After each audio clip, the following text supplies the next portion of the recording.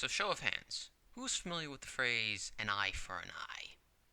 For those who aren't, the saying comes from an old Babylonian code of law, known as the Code of Hammurabi, and is often referred to as the Law of Retaliation. The law is based on the principle that any individual who has caused harm to another should be penalized to a similar extent. Now, the exact translation of the law was as follows. Quote, if a man destroy the eye of another man, they shall destroy his eye. If one break a man's bone, they shall break his bone.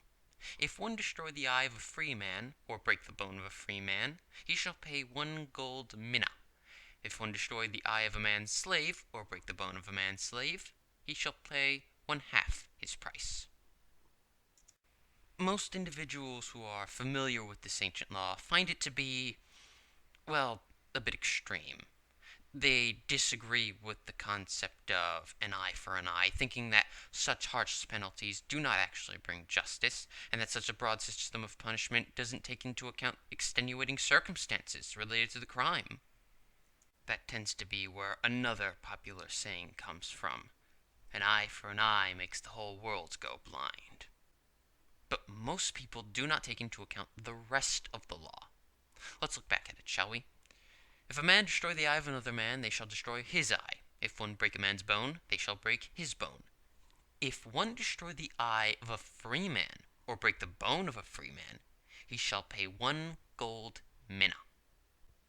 For those who are curious, a free man is a person entitled to political and civil rights, so essentially anyone who wasn't regarded as a slave back in the olden days.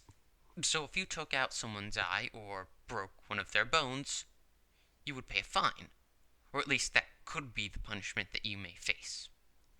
Most people tend to interpret an eye for an eye to have been literal. If someone takes out your eye, then you take out their eye, and that is the only punishment. But this would be inaccurate. In fact, the saying was actually intended to restrict how an individual could be punished. This was done to ensure that anyone who sought revenge for the crime committed against them could not seek a punishment that may be worse than the crime which was committed. You could only do to that person what they have done to you, nothing more. It's actually rather interesting. The Code of Hammurabi is often criticized for having a lack of nuance with regards to crime and punishment. I don't think that's the case. Let me know what you think in the comments down below.